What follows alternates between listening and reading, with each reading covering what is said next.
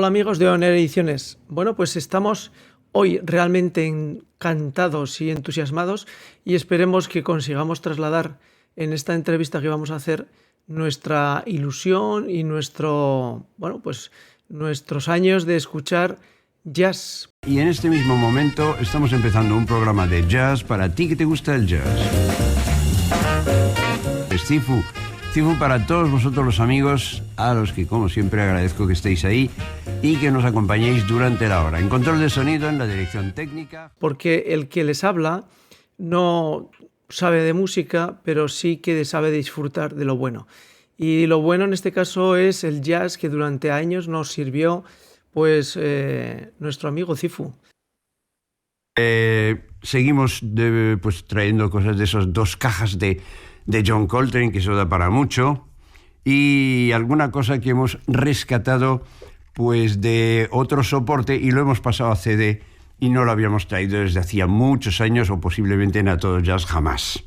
Así que, pues como por ejemplo un señor que a lo mejor alguien no ha oído pronunciar su nombre nunca, Vic Lewis, director de orquesta británico.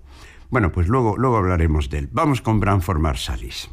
Branford, que acaba de sacar, hacía 2 años que no sacaban un disco, o 2 o más, y el mismo cuarteto, llevan 10 años juntos, ¿eh? O sea, ya son de los que ya se suele decir esa frase de siempre, ¿no? No es que toquen juntos, es que respiran juntos. Y como él nos trataba de amigos, intentaremos, con todo el respeto del mundo, hablar con su hija, ¿sí? Porque su hija Laura se ha prestado a hacer una entrevista para este canal y presentar esta figura que intentaremos por todos los medios que nunca caiga en el olvido, no solamente como persona, sino también como persona que introdujo la cultura del jazz en una España que el jazz sonaba prácticamente algo tan extraño como si fuera un extraterrestre. Hola Laura, ¿qué tal estás? Hola, buenas, muy bien, muchas gracias por invitarme. Bueno, pues voy a intentar no volverte loca con mis preguntas, porque tengo tantas preguntas que intentaré hacerlas en orden, sin que sea un disparo continuo. En primer lugar, me gustaría que nos contaras cómo era Cifu como padre. Pues, a ver, para mí era el mejor. O sea, él se reía mucho conmigo porque yo era un trasto. Tengo una hermana, mi hermana es más tranquila y yo soy mucho más movida, y entonces conmigo pues era pues la fiesta. Yo le recuerdo pues todo el día aquí, en este sitio, donde donde estoy sentada era su despacho. Es verdad que esto de aquí atrás no estaba, era todo discos, pero como sabrás, estos discos los hemos trasladado al Museo del Ciego, pero él estaba aquí siempre. Y entonces tenía la puerta abierta y yo pasaba y ya estaba ahí. ¿Tienes la música muy alta? Me decía, calla. Y él seguía lo suyo. O sea, yo me lo pasaba muy bien con mi padre, pero lo que pasa es que siempre estaba pues aquí encerrado con su música, desde que se levantaba hasta que se iba a la radio. Y en el pueblo también, o sea, él era pues una persona que vivía por y para el jazz. O sea, pero como padre pues siempre ha estado ahí. Dedicaba para muchas mí. horas a escuchar y a preparar o preparar o vivir la cultura y... No, o sea, mi padre era 24 horas escuchando música. O sea, yo creo que hasta la escuchaba dormido en su mente. O sea, yo me levantaba, había veces que me despertaba con la música, no porque estuviera alta, sino porque era lo que sonaba en toda la casa. O sea, mi habitación daba pared con pared a su despacho. Yo a lo mejor tenía que estudiar y le tenía que dar en la pared, pum, pum, pum, baja la música, porque él estaba metido en su mundo, él era vivir por y para la música, para el jazz. O sea, Hemos podido leer en las notas biográficas que están diseminadas en Internet, incluida la página web de la fundación, que luego hablaremos. ¿Cifu sabía algo de música? ¿Tocaba algún instrumento? bueno, como decía él, fue un baterista frustrado. Él aprendió a tocar la batería, pero pues lo dejó. Lo acabó dejando pues porque yo creo que le gustaba mucho más estar escuchando y ver cómo tocaban. Pero cuando hace los comentarios, son comentarios de persona que entiende de música, es decir, que entendía el lenguaje musical. Sí, a ver, es que al final son muchos años trabajando con la música, entonces que al final sabía mucho. O sea, es que tenía una mente para mí privilegiada porque se quedaba con todo, tenía como memoria fotográfica, pero en cuanto a la música, o sea, Auditiva. Ujú. todo sabía qué nota iba para aquí, para allá, si se había equivocado, o sea, es que lo tenía todo en su cabeza. Sí, porque cuando hace comentarios de dificultad pues, por ejemplo, de saxo o de trompeta, porque en lo que es el piano uno puede visualizar más fácilmente la dificultad, pero en ese tipo de instrumentos, si no tienes un conocimiento previo, pues un neófito no puede valorar si lo que está tocando es complejo o no. Y sin embargo, él lo hace y lo hace reiteradamente. Quiero decir que lo está Mm, presentando de tal manera que cuando tú estás escuchando una pieza, sabes si esa obra que estás escuchando tiene una alta dificultad o no. O cuando la gente está improvisando de verdad o está improvisando de forma falsa, ¿no? Dentro de estudio. Pero es que al final él no se escuchaba la música, es que él la estudiaba. Ujú.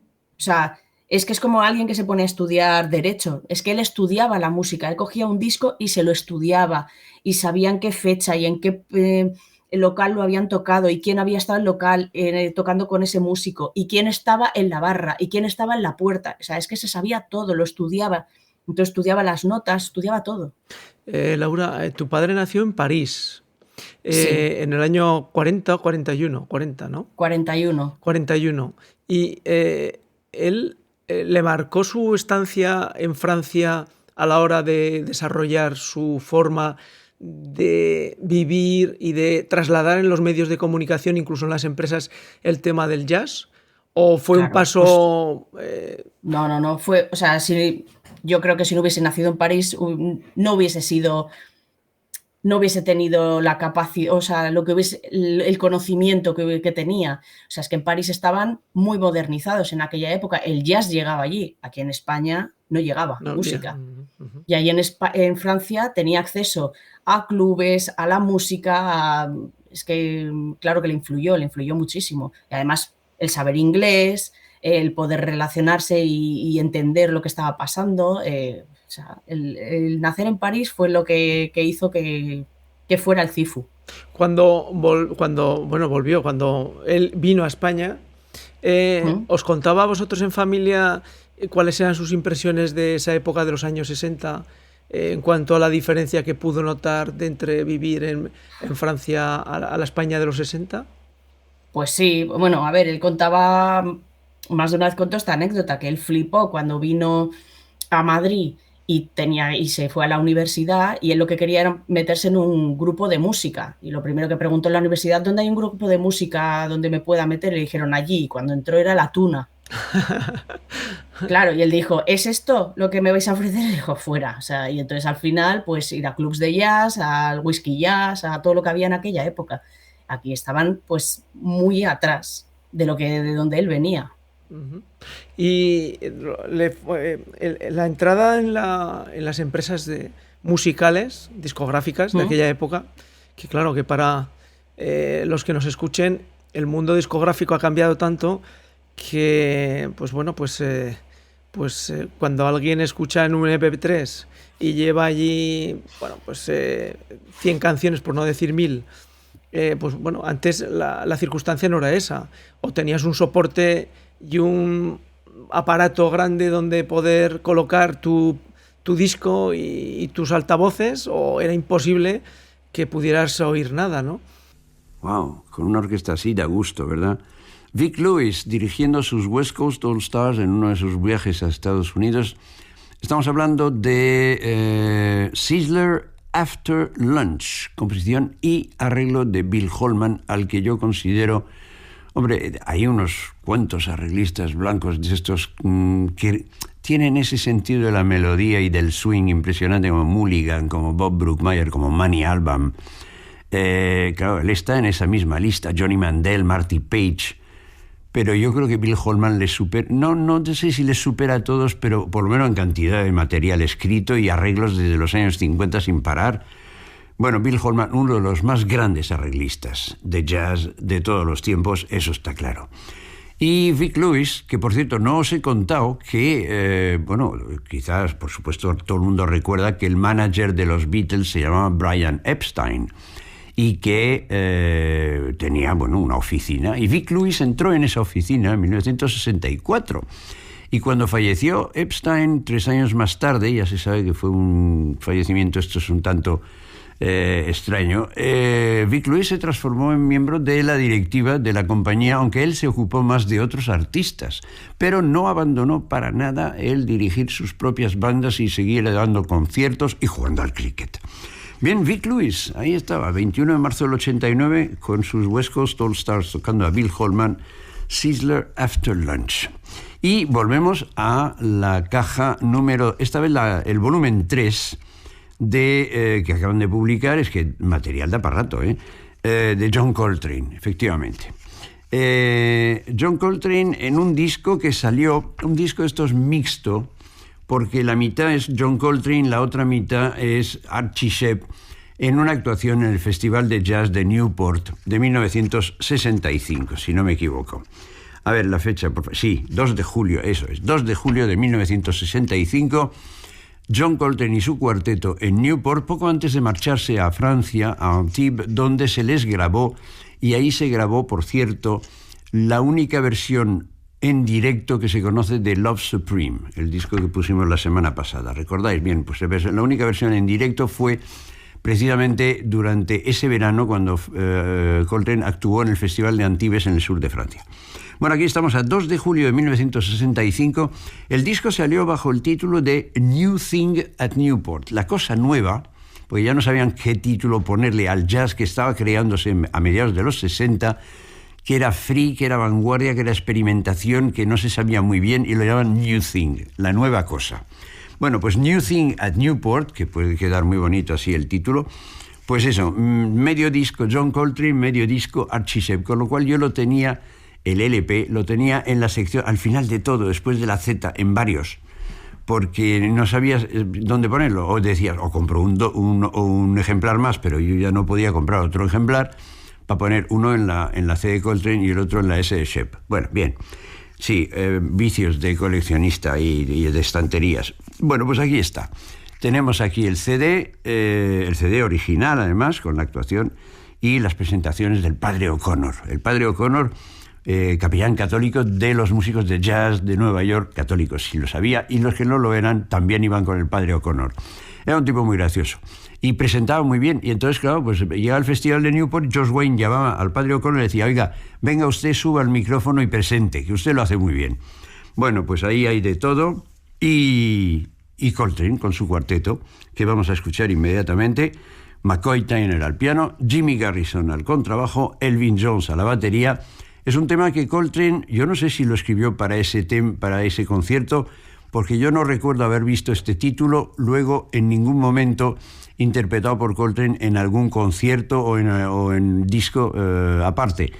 Se llama One Down, One Up, uno abajo, otro arriba, o uno abajo, uno arriba, y es la única versión que se tiene de este tema de Coltrane, tanto en directo como en disco. John Coltrane, One Down, One Up. ¿Él se introdujo en el mundo discográfico por necesidad o porque vieron en él las compañías a alguien que entendía suficiente como para manejar un negocio que veían en España y que no había personas suficientes o cualificadas para saber manejar ese negocio que venía y que estaban haciendo? Es que es lo que acabas de decir, es lo último, por necesidad ninguna. Él estaba haciendo su carrera y decidió dejarla porque a él lo que le gustaba era la música y le cogieron en las empresas por eso mismo, porque sabía francés, inglés, castellano y sabía de música, sabía de instrumentos, sabía quién tocaba esto, lo otro. Es que sabía, entonces le contrataron por eso, porque era bueno en lo que estaba haciendo. O sea, ni más ni menos, fue por eso. Uh-huh. Desde el punto de vista de hombre de medios, de comunicación, ¿cuál era su experiencia de haber pasado pues, de lo que era el mundo discográfico de producción y distribución y del mundo pues, de difusión como Antena 3 y después a la Radio Nacional? ¿Cómo vivía esos mundos tan complejos? Porque el mundo de la media no es precisamente el mejor sitio, aunque desde fuera se vea con mucha ilusión y mucha Sí. emoción, pero internamente no es así. A ver, pues yo es que creo que como era lo que le gustaba, para él su trabajo era su hobby. Ujú. Entonces yo creo que pasó de lo de las discográficas a la radio y para él fue como seguir llevando más allá su hobby. O sea, ahora podía hablar de lo que le gustaba y poner la música que le gustaba. O sea, es Ujú. que yo creo que él estaba encantado. Es que pocas personas pueden decir que trabajan de su hobby. Y Ujú. él era una. Ujú. Entonces yo creo que lo llevó muy bien. Tú serías joven. Quitando las cosas administrativas que haya en cada trabajo, Tú pero serías joven, pero el paso de dejar la radio en Antena 3 a lo que fue la Radio Nacional, ¿ese paso le costó mucho? ¿Fue sencillo? ¿Fue natural porque se lo propusieron? a ver, yo no recuerdo, yo creo que se lo propusieron, pero no recuerdo cómo fue el paso. Yo creo que él estaba contento porque podía continuar con Jazz porque sí. Ujú. Pero es verdad que en cada sitio y en cada casa, cada uno tiene sus cosas buenas y sus cosas malas. No voy a entrar en detalles, pero bueno, pues eso, cada uno tiene sus cosas buenas y sus cosas malas, pero yo creo que poder seguir haciendo su programa con el que llevaba toda la vida a cuestas, para él era lo que más feliz le hacía. Una pregunta de curiosidad, porque, bueno, pues yo normalmente escuchaba los programas, entre comillas, en directo, porque, bueno, pues los fines de semana nos desplazábamos de la ciudad donde vivo, en Zaragoza, al pueblo, ¿vale? Y coincidía que nuestros viajes siempre era en la hora en que se emitía el programa. Mm. Claro, a mí lo que... Y escuchábamos el programa y claro, pues eran programas que llevaban trabajo y que... Pero claro, a mí lo que me alucinaba es que tenía muchos programas en Radio Nacional de jazz. Era para mí, yo lo tenía como un hombre sobreexplotado. Aparecía por ¿Qué la va? noche a la una, dos horas de jazz, y luego te hacía un programa diario. Vivía tanto y transpiraba tanto jazz que no le suponía un esfuerzo. Para nada, es que no le suponía ningún esfuerzo, ningún esfuerzo. Él iba a lo mejor, no sé, un lunes, reservaba el estudio, Ajá, se grababa sus 5 horas de jazz de cada programa para el lunes, martes, miércoles, jueves, viernes, y el fin de semana iba en directo, ajá. a lo mejor, o depende de cómo le cuadrara, y a lo mejor hacían directo otra cosa, pero para él no le suponía ningún problema, si es que era su pasión, Ujú. era su pasión. Por ubicarlo geográficamente, ¿vivíais en Madrid? ¿Vivíais? Sí, Sí, estabais en Madrid ubicados. sí. Y eso era para él es decir, una ventaja porque tenía acceso a un mundo cultural de música en directo, o en ningún momento él valoraba que le daba igual, es decir, que lo que vivía y escuchaba era por medio de disco y de soporte. A ver, es verdad que él iba a conciertos, pero no, tampoco iba a muchos. O sea, sí que iba a conciertos, pero no iba a tantos. O sea, a él lo que le gustaba era estar aquí con sus vinilos, sus CDs, ponerse su música y a lo mejor cuando iba al centro de Madrid iba a alguna tienda de discos, pues por ejemplo cuando íbamos en verano al Ciego, en vez de, en vez de volverse a Madrid para grabar, pues se iba a Radio Nacional de Logroño, grababa allí y al salir se iba a una tienda de discos, miraba algún vinilo nuevo. O sea, a él le gustaba formato físico, que le decían, viene no sé quién, un grupo, pues yo qué sé, Bob Sands a tocar al Boggy, allá que iba, le encantaba.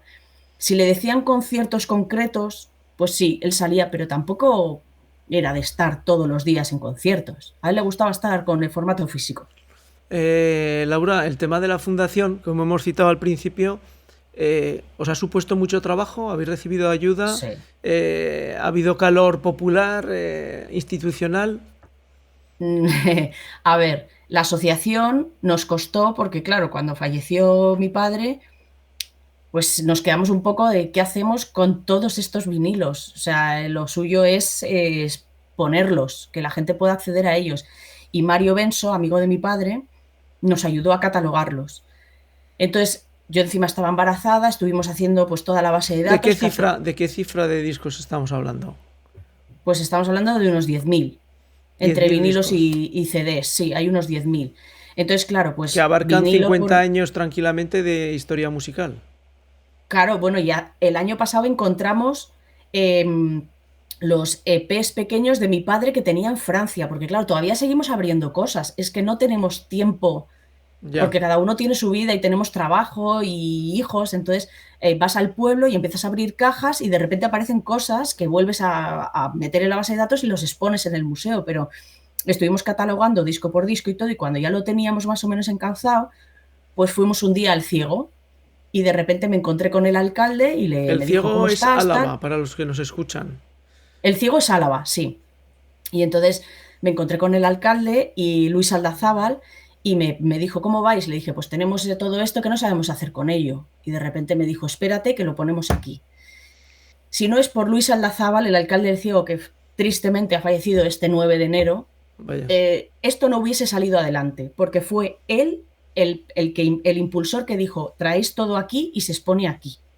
O sea, y nos montó un espacio, o sea, gubernamental no, pero si no es por el Ayuntamiento del Ciego y el alcalde, las cosas de CIFO están en cajas. Ya. Entonces, ahora está todo expuesto en un museo con el nombre de CIFU y esa es la ayuda que tuvimos, porque por parte de nadie más vino ayuda. O Ya. sea, nadie se ha preocupado. Todo el mundo cuando falleció el CIFU, es verdad que el calor que recibimos y las muestras de cariño, pero cuando pasa el tiempo, nadie está. Ujú. Los únicos que estuvieron fueron el Ayuntamiento del Ciego y el alcalde y el pueblo. Y, y ahora, pues bueno, pues la gente lo va a visitar y de repente te manda un mensaje la de turismo y me dice, viene una pareja desde Granada a ver el espacio y se quedan alucinando de ver que pueden tener acceso a todo lo que tenía Cifu.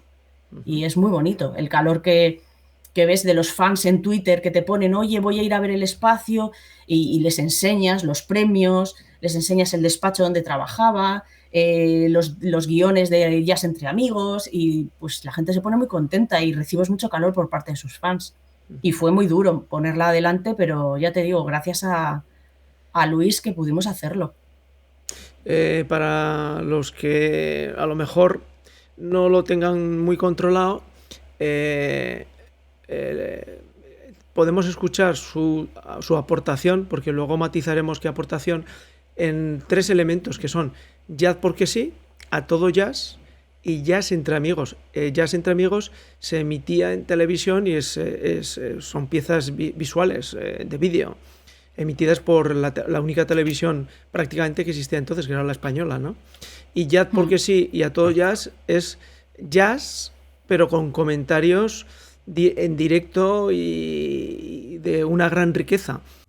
Ahí estábamos con siempre me acuerdo, en estos casos siempre me acuerdo de la vieja historia del que está en una habitación y el de arriba deja caer un zapato. Y entonces espera que caiga el segundo. Y no cae nunca, y no se duerme. Bueno, pues es eso. Por favor, tira el otro zapato. Aquí me faltaba una nota al final. No creo. Está muy bien así. Muy bien enfocado a la salsa Marsalis, este Rhythmening de Thelonious Monk. Y estaban ahí, bueno, pues cuando hemos hablado de madurez, eso vale para los cuatro, ¿eh? O sea, Calderaccio al piano, un hombre que ha sabido, yo creo que sintetizar lo mejor que él ha podido asimilar de una manera, además muy personal, de Hancock para esas secuencias, de McCoy Tyner por la forma de tocar así como muy denso.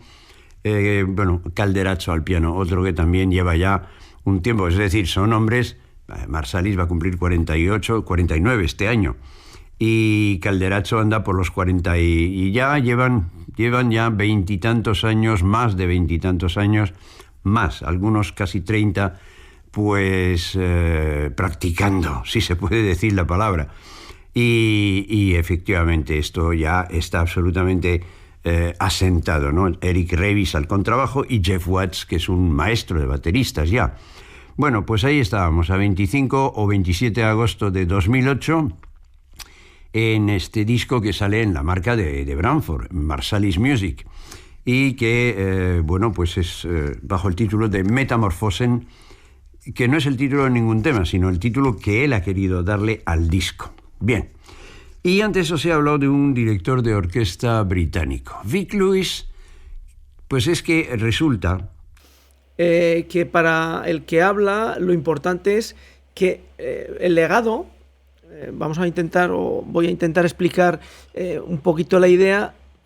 El legado realmente no solamente es que fue un gran hombre de radio y un hombre que aportó a la cultura y a la sociedad de España durante décadas, sino que para los que hemos sobrepasado ese tiempo, el legado que hay escuchando jazz porque sí o a todo jazz, pues es de una dimensión brutal, porque genera un conocimiento cultural y social del jazz y de las personas que tocaban, y además una selección especial que a un ser humano le llevaría pues prácticamente décadas conseguir pues un 10% de ese conocimiento.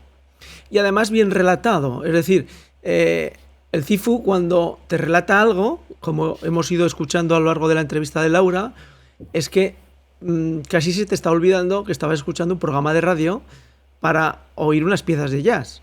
Y lo importante se transforma en que el comentario supera a tu audición. Y luego tenemos Jazz entre amigos, que Jazz entre amigos, pues hay que, bueno, para los que ya tenemos años y veíamos el programa pues como una especie de cosa extraña, porque tus padres te miraban como diciendo, ¿y este chico por qué verá estas cosas, no? Pues era una excepción, porque podías ver y escuchar autores de jazz que ni conocías, pero que en algunos momentos sabías que era gente muy importante dentro del movimiento de jazz, sobre todo en Estados Unidos. Laura, ¿cómo habéis conseguido el poder gestionar todo este legado, tanto de Jazz porque sí, a todo jazz y Jazz entre amigos?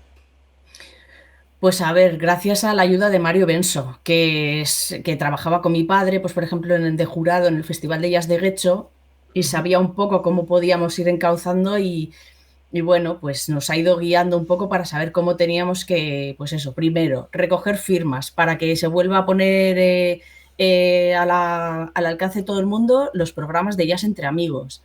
Jazz porque sí, a todo jazz, que hay que luchar porque somos insignificantes para ellos, entonces no se dan cuenta del legado que tienen y lo que hacen es pues eso, dejarlo ahí en el olvido, y entonces para eso estamos nosotros ahí luchando, pues para dar la tabarra y que lo tenga y que la gente lo pueda disfrutar, porque es que estamos hablando de que es una aportación cultural muy grande y que la lucha de las firmas para conseguir que Jazz entre amigos estuviera otra vez en antena, que lo tuvieran para que la gente lo pueda ver en internet, es que no tengas eso subido ya, que es que sale Miles Davis, es que sale gente que eso hay que lo tiene que ver la gente, por eso que hemos necesitado ayuda y gracias a Mario Benso lo hemos conseguido. Además, bueno, pues es muy sencillito acceder a todo este legado, es decir, sencillito con todo el trabajo que Laura y la Fundación ha realizado. Por una parte tenemos la página que es cifujazz.org, cifujazz.org, y allí, pues aparte de la información de la Fundación y de qué actividades hacen, qué podemos encontrar en el espacio de Cifu, aparecen los enlaces que te llevan a un repositorio que ellos han generado dentro de iVoox. Pero aparte, si queremos hacer una selección y una búsqueda en directo, de momento siguen estando los programas colgados de la página de Radio Televisión Española. Pero si uno quiere acceder a esos programas, desde la página de Radio Televisión Española le va a ser difícil, va a ser complicado, va a ser casi un experto. Entonces, pues como hace años un ingeniero de Microsoft me dijo, cuando usted necesite un parche de Microsoft, ponga el parche que necesita, pero lo busque en Google antes que en nuestro repositorio, pues volvemos otra vez a Google. Usted escribe sencillamente podcast, Jazz entre amigos, Radio Televisión Española, y le lleva directamente al repositorio que Radio Televisión Española tiene metido en un enlace, pues casi, no digo perdido, pero vamos, que no lo encuentra uno sencillamente si accede a la página de Radio Televisión Española. Y allí pone todo. Una vez que accedes a ese repositorio, tienes posibilidad de escuchar por meses y por años.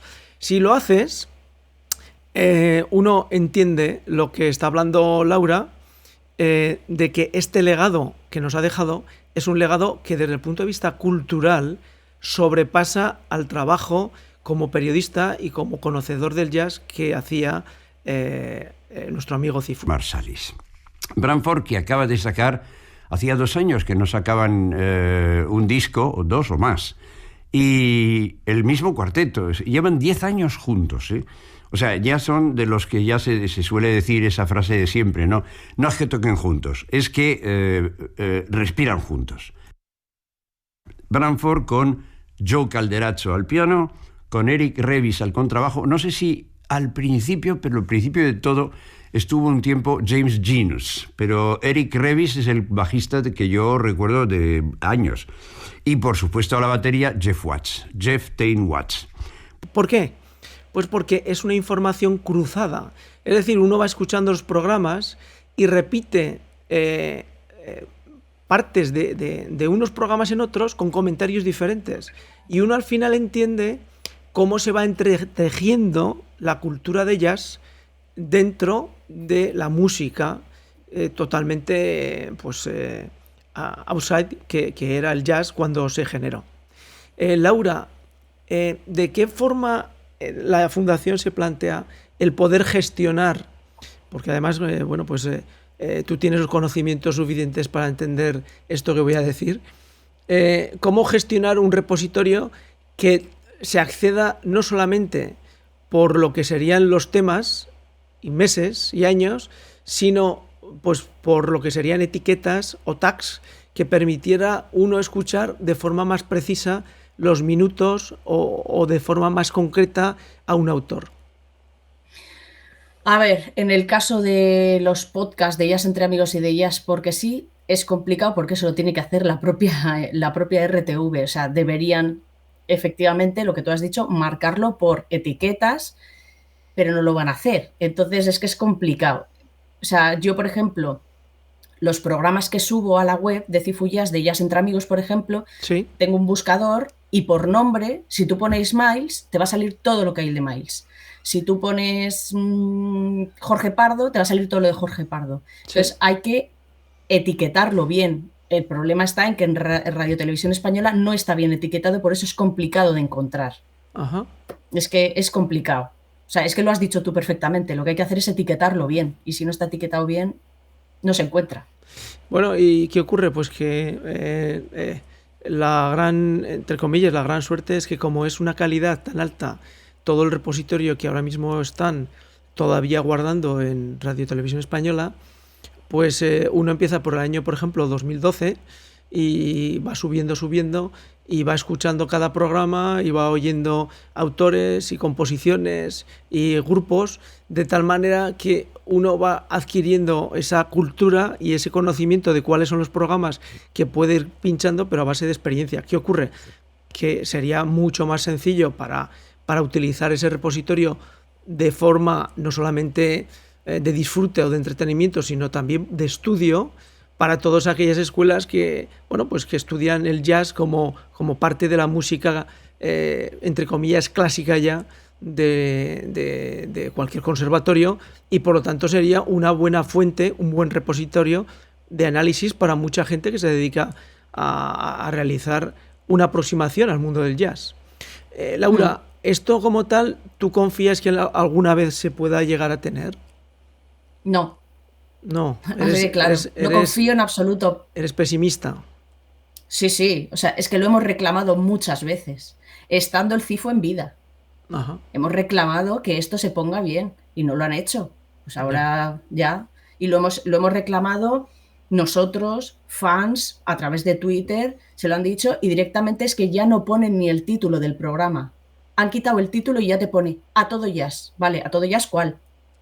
¿Cuál estoy escuchando? Entonces es muy complicado. No tengo fe ninguna en que lo vayan a hacer. Es que no lo van a hacer. Explícame lo de A Todo Jazz, el título. Hay programas de Jazz porque sí o de A Todo Jazz muy antiguos. Sí, cierto. Que les hemos dicho que les pongan el título para que la gente lo pueda buscar y no lo ponen. Directamente ponen título Jazz porque sí. Sí. ¿Cuál?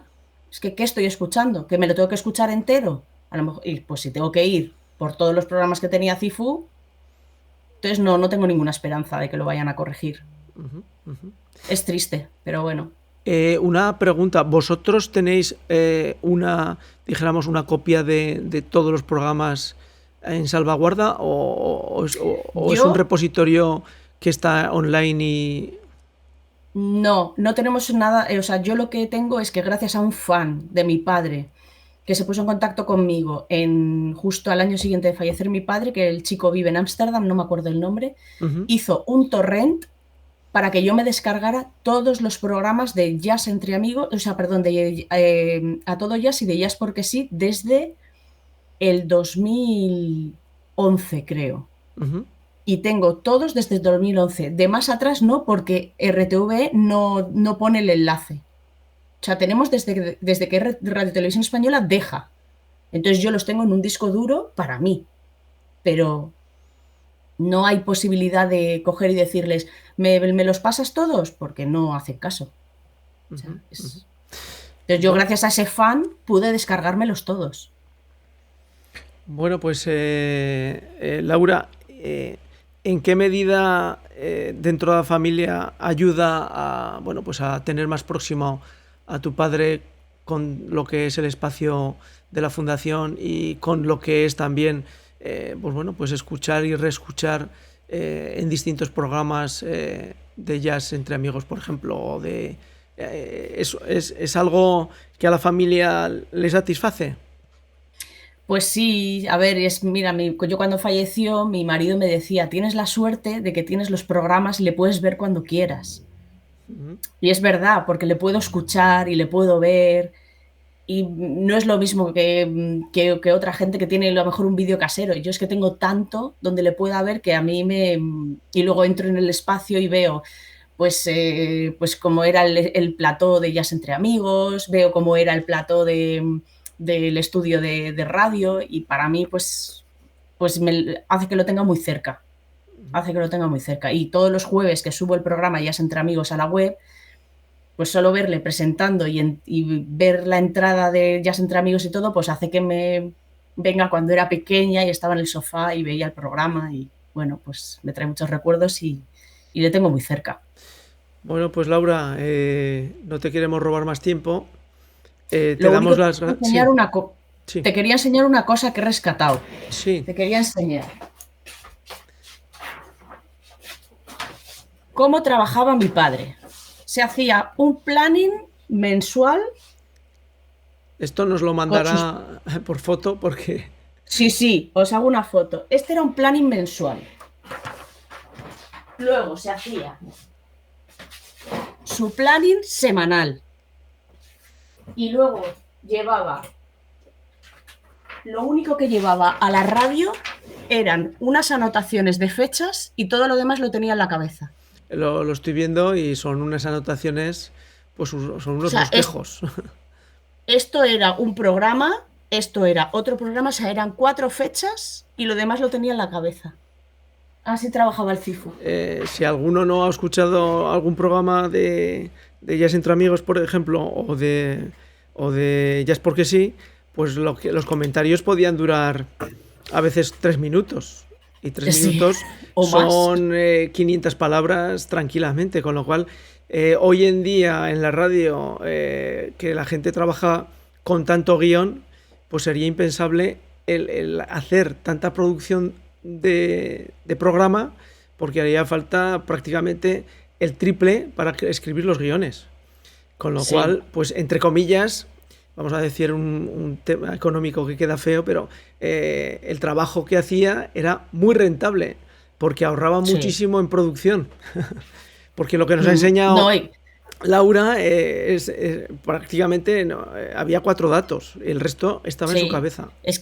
Era una biblioteca andante. Y luego aparte había mucho oyente que se quejaba cuando abrimos Twitter, que mi padre no entendía nada, pero decía, que habla mucho. Y decía, bueno, pues, ¿sabes de música? No. Dice, pues para eso estoy, hablando para que lo entiendas. Claro, claro.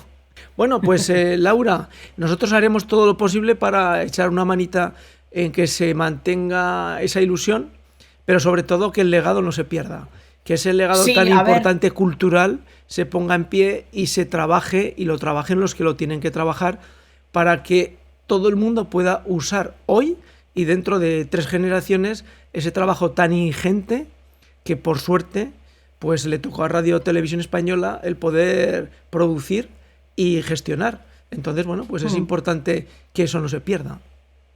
Pues yo os invito a todos, estáis invitados a ir al Ciego, en Álava, a ver el espacio, y todos los años, el 17 de julio 18, se hace un concierto homenaje a Cifu. Y ha venido Jorge Pardo, Natalia Dicenta, Enrique Peidró, o sea, ha venido un montón de gente. Entonces os invito a que vengáis. Si estoy yo por ahí, que lo más seguro que sí, os enseñaré el espacio, y que sepáis que somos una asociación sin ánimo de lucro y que vivimos de donaciones. Nadie más nos ayuda, solo nos ayudan los socios de la asociación. Así que estáis bienvenidos, a todo el que quiera verlo, porque el legado de Cifu es de lo mejorcito que hay. Pero para entonces, entonces de momento tenemos que ir despidiendo el programa porque nos quedan pocos segundos.